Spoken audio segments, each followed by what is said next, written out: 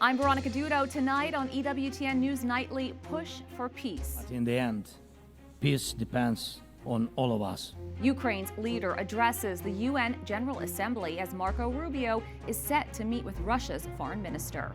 Attack in Texas, the latest on the deadly shooting at an immigration and customs enforcement facility in Dallas.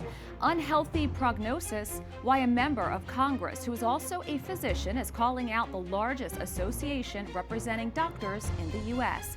Plus, October test, Pope Leo asks the faithful to pray the rosary every day next month. These stories and more tonight. From EWTN, the Global Catholic Network, this is EWTN News Nightly. Thank you for being with us on the Feast of Our Lady of Mercy. Our top story tonight, just one day after President Donald Trump changed his stance on the war in Ukraine, essentially saying Ukraine can defeat Russia, the country's president addressed the United Nations. Volodymyr Zelensky delivered a stern and somber warning to world leaders gathered in New York. White House correspondent Owen Jensen reports. Owen. Good evening to you, Veronica. Today, Ukraine's president warned the United Nations that Vladimir Putin wants to continue the war in Ukraine by expanding it, adding no one can feel safe right now. As Ukraine and Russia continue to engage in battle, President Volodymyr Zelensky addresses the United Nations. He calls on other countries to help defend life and international law and order. Peace depends on all of us, on the United Nations. So don't stay silent while Russia keeps dragging this war on. Please speak out and condemn it. Zelensky says war doesn't care about geography anymore, and we are now living through the most destructive arms race in human history. None of this would have happened if Putin had not started this full-scale aggression, full-scale war. And every year that this war goes on, weapons become even more deadly. On the sidelines of the UN General Assembly, U.S. Secretary of State Marco Rubio met with his Russian counterpart. Cameras were not allowed to witness their remarks. But just yesterday, Secretary Rubio told the Security Council he's worried the conflict could drag on another 3 or 4 years and lead to more destruction, and warned of consequences. This war needs to end. But if it does not, if there is no path to peace in the short term, then the United States and President Donald J. Trump will take the steps necessary to impose costs for continued aggression. The developments coming a day after President Trump's apparent surprise pivot on the ongoing war, posting on Truth Social, "I think Ukraine, with the support of the European Union, is in a position to fight and win all of Ukraine back in its original form." And Russia has been fighting aimlessly for 3.5 years, a war that should have taken a real military power less than a week to win. This is not distinguishing Russia. In fact, it's very much making them look like a paper tiger. Russia counters. Russia isn't a tiger, it's more associated with a bear. 问题提到了很多个方面。首先 China also pushing back against President Trump, dismissing criticism that China and India are the primary funders of the war in Ukraine through purchases of Russian oil, adding, most countries in the world, including the U.S. and European countries, continue to trade with Russia. Now, tomorrow, President Donald Trump welcomes Turkey's president here to the White House to discuss trade and military deals. Turkey has served as a mediator between Russia and Ukraine. At the White House, Owen Jensen, EWTN News Nightly. Joining us now to discuss is Peter Rao, a senior fellow and director of the Center on Europe and Eurasia at Hudson Institute. Welcome. Thanks for having me. President Trump posted that Ukraine is now in a position to fight and win back all of Ukraine in its original form. Looking at the map of Russian-occupied territory, do you believe Ukraine is truly capable of retaking all of its land, including Crimea? Well, this is a post that really raised eyebrows around the world, given that even President Biden, who's so closely associated with the war in Ukraine, never really used the word win, let alone in all caps, or to retake Ukraine's boundaries going back to the 1991 borders. That includes the peninsula of Crimea, the Donbas region, cities like Mariupol, which have now been for quite some time in Russian possession. It will take a time for the Ukrainians to be able to claw back those territories if they're able to do it. It will require a lot of Western assistance and support. But perhaps over time, the Ukrainians can make their way there. They've been tenacious and dogged in their defense thus far, and who's to say what the future may hold. In that same post, President Trump said Ukraine could only reclaim its territory with the support of Europe and NATO. Some analysts view this as signaling that the U.S. is stepping back. Do you see this as a retreat of American leadership on Ukraine? Well, the president also made clear that he is going to continue the program which he negotiated or worked out with Secretary General of NATO Mark Rutte, where the Europeans finance and pay for American weapon systems for Ukraine. Insofar, the security assistance will continue to flow, and there are sanctions on the books. There's no doubt that the Trumpian mode of thinking, the foreign policy doctrine, if you will, for Donald Trump, is that our allies have to be the tip of the spear. In Europe, that is the Ukrainians at the very forefront, backed by the major European countries and powers. And the U.S. only brings to bear those capabilities which Europe does not possess and hasn't been able to develop, all the way from nuclear weapons to air and missile defenses. So I think that's the method of the case for Donald Trump. But President Trump isn't someone just to walk away. I think he's like a bulldog who's sunk his teeth into this issue and he's going to tear away at it until he manages to get a cessation of hostilities. President Zelensky described today's global security environment as the most destructive arms race in human history, especially with the rise of AI-driven weapons. From your perspective, how real is that threat, and is the West moving quickly enough to regulate or counter it? There are major advancements on the battlefield in Ukraine, which are notable, including now the AI use of drones. These are frontiers which our own military hasn't reached, or at least hasn't had in operation. And I worry somewhat that the Russians, in particular, given that they are our adversaries, are practicing and working at these new weapon systems in the field, in combat, while we're just examining them in the abstract from afar. There's a new NATO mission set up in Poland that's meant to learn the lessons of the war in Ukraine. But make no mistake about it, the Russians are learning this at a faster clip probably than our own military. So I would like to see the U.S., European allies, the Asian Pacific democracies all band together to make sure that we remain at the forefront of innovation, of weapons development, reforming our defense industrial bases. I'm afraid the days of arms control, of being able to negotiate away or regulate away these advancements are probably behind us, given that the Chinese, let alone the Russians, have shown no interest in doing so. A lot of new developments with all of this. Peter Rao, a senior fellow and director of the Center on Europe and Eurasia at the Hudson Institute. Thank you so much. Thanks so much for having me. One person is dead and 2 are wounded after a shooter opened fire on an immigration and customs enforcement facility in Dallas. The suspected shooter fired several rounds from a rooftop before killing himself. The FBI is investigating the event as targeted violence. Bullets were found near the shooter with anti-ICE messages on them. At the press briefing, the mayor of Dallas made a spiritual plea. That I'm a person who believes very strongly in the power of prayer, and that prayer changes things. And so I'm going to ask everyone, please join me in praying for the families of the folks who lost their lives today. This is the third shooting targeting immigration enforcement in Texas in the past 3 months. The U.S. Conference of Catholic Bishops launches an initiative commemorating National Migration Week. Bishop Mark Sitz of El Paso, Texas, encourages U.S. Catholics to join the effort. He says by signing the Cabrini Pledge, we commit to living out the gospel by affirming the dignity of every person. The initiative is named for Mother Cabrini, the patron saint of immigrants. For more, we turn to Bishop Seitz from the Diocese of El Paso, Texas. Your Excellency, great to be with you. Good afternoon. It's good to be with you. We heard the mayor of Dallas ask for prayers following the fatal shooting attack on an ICE facility today. How important is it for civic leaders like the mayor to publicly call for prayers, and what impact can that have on healing and unity? I think in moments like this, no matter what your particular role in life is, you realize that you don't have the power, you don't have the means in order to fix these issues. And so to turn to prayer should be a natural response for every human being. I'm glad that he was willing to make that statement. Now, the U.S. Conference of Catholic Bishops has launched the Cabrini Pledge during National Migration Week. Can you share more about this initiative?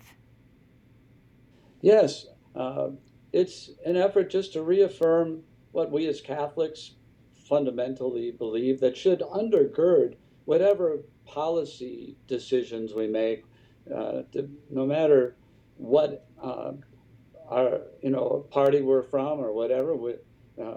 Something that transcends party is our faith, and so there are 7 points to it. Would you like me to just go through them real quickly, or do we have time? Great. So first of all, it would be to affirm the inherent dignity of every person, fundamental for us Catholics, whether we're in the womb or beyond. Secondly, to engage with Scripture and with church teaching, particularly in matters of living out our Christian faith, church social teaching. Thirdly, to seek opportunities for encounter. It's so important that we don't deal with anyone that we're making decisions about from an abstract perspective, right? When we know them personally, it gives us a deeper insight into the issues. And I think it's so important in this questions of immigration. Next, to consider what it means to be a good neighbor. What was Jesus really talking about in that parable of the Good Samaritan? He was answering that question about being a neighbor. Next, number 6, would be to encourage civic dialogue that places the human person and the sanctity of families at the center of policymaking. We're so concerned about what's going to happen to families in the midst of this mass deportation drive, and so many effects that need to be considered when we try to translate our concern into policy. And lastly, to join Pope Leo in praying for all migrants and refugees, whether here or any place in the world. We have millions of people who are displaced right now, and they're the poorest of the poor in many ways. Now, why was St. Cabrini chosen as the inspiration for this pledge, and how does her story resonate today? Well, it's interesting. She lived in the 1800s, and she came to the United States in order to serve migrants, particularly Italian migrants who are landing in this country and facing tremendous difficulties, tremendous prejudice and discrimination. They were suffering so much, and so she came to serve them. She spread her work not only in New York and the rest of the United States, but ended up serving also places in South America.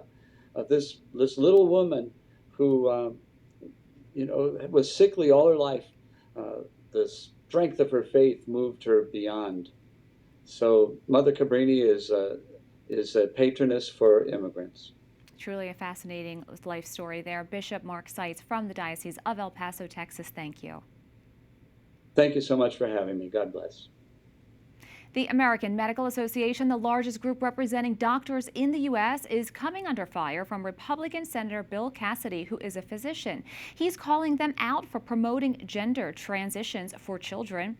In doing so, they're defying President Trump's executive order banning the use of taxpayer dollars for transgender surgeries for individuals under the age of 19.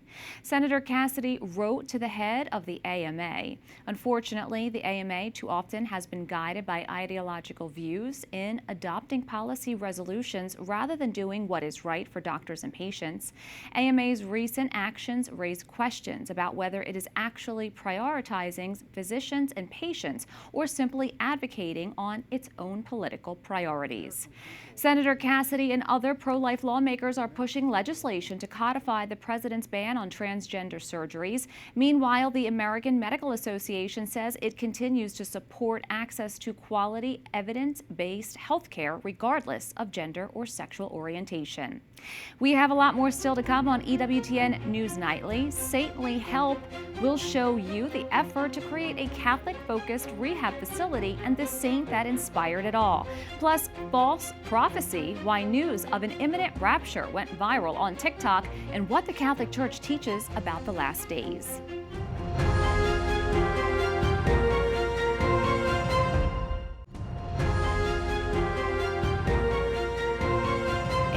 Is underway to bring an explicitly Catholic-focused rehabilitation center to Arizona. A small group of men known as the Kolbe Mission out of Phoenix is working to build the program. It's named after St. Maximilian Kolbe, a Polish priest who died at the Auschwitz death camp in Nazi-occupied Poland during World War II.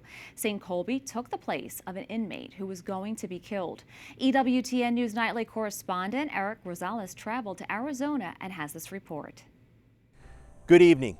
Addiction is a force that has hit the United States hard, and I'm here in Phoenix, Arizona, a city that has seen its fair share of addiction, whether it's alcohol, drugs, or even pornography. And right now, there is not a Catholic-focused rehabilitation center anywhere in the state, but a group of men is hoping to change that. I have a history of working with the addicted for over 40 years, 30 years with the diocese with prison ministry. So anytime you do prisons, it's connected to addiction. And I came out of my own addiction in the 80s as a young adult, so I had a heart for people that struggle with addictions. Kevin Stars is the vice president of the Kolbe Mission. His work in prison ministry discovered Catholic-based rehab facilities don't exist. And there's Protestant rehabs, secular rehabs, and thank God for them, there's tons of them, but there was never a Catholic rehab where you can go to Mass, confession, say the Rosary, and use your Catholic spirituality along with a 12-step, trauma-informed. You couldn't do it. Now he and his board hope to raise enough funds to build not just one, but several rehab homes across the state. Bishop John Dolan of the Phoenix Diocese has given the Kolbe Mission his blessing. However, the diocese did not want to take charge of the project, so the group launched its own nonprofit. Several years ago, the diocese did donate to the organization a 40-acre parcel of land in the mountains near Flagstaff, but it proved to be unsuitable. So now the work is shifted towards southern Arizona to find a more favorable piece of property. Construction costs will likely be in the millions. Board members say they are relying on their faith. But our mission really is to be able to remove those with addictions from the environment that tempts them too easily. And that's where we pray with our hands out for the providence of God, and we have hope and confidence. By the help of the Lord, yes. By His grace and mercy, I've been sober for going on 8 years. Margaro Lia is a success story of prison ministry. He now runs a successful drywall company, hiring ex-felons, giving them a way forward.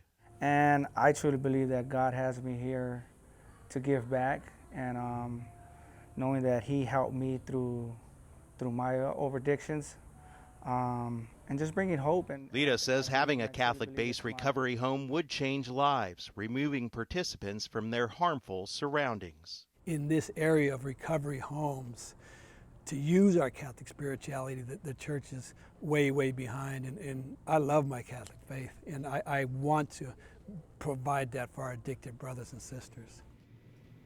Right now, the Kolbe Mission is desperately trying to raise funds. For more on that, let's turn to Eric Rosales, who joins us in the studio. Eric. Thanks a lot, Veronica. Right now, the Kolbe Mission is looking for a fundraising coordinator to identify and work side by side with potential donors, such as major corporations. Now, if you'd like to help the Kolbe Mission meet their challenge of attempting to open a Catholic-based rehabilitation facility in Arizona, you can call the founder directly of the Kolbe Mission. That's Kevin Stars at 480-370-9397. Or you can go to their website at kolbemission.com.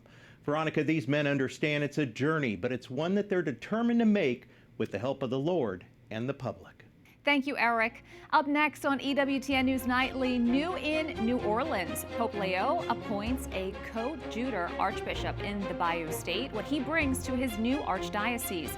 Plus, what is the rapture, the religious phenomenon that has taken the internet by storm? We have the Catholic perspective.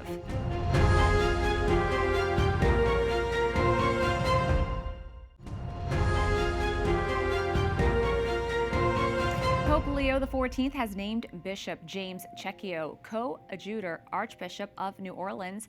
The Archbishop-elect has been the Bishop of Metuchen, New Jersey since 2016. He moves to an archdiocese facing bankruptcy and a costly clergy abuse settlement. He will assist Archbishop Gregory Amond while leading over 500,000 Catholics in southeastern Louisiana.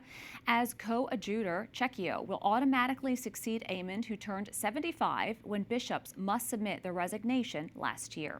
The Bishop of Monterey, California terminates the Latin Mass in his diocese. It was one of Bishop Daniel Garcia's final acts before leaving for the Diocese of Austin, Texas. He says he made the move to, quote, strengthen our unity with the Universal Church. He also feared the pastor for the Latin Mass community was not able to give his full attention to the entire parish. The final Latin Mass is set for October 13th.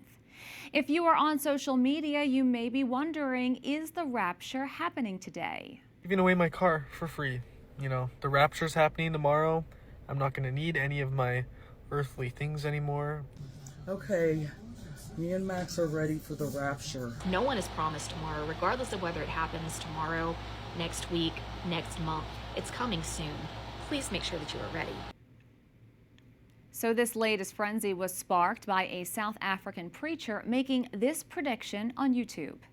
He says to me, on the 23rd and the 24th of September, 2025,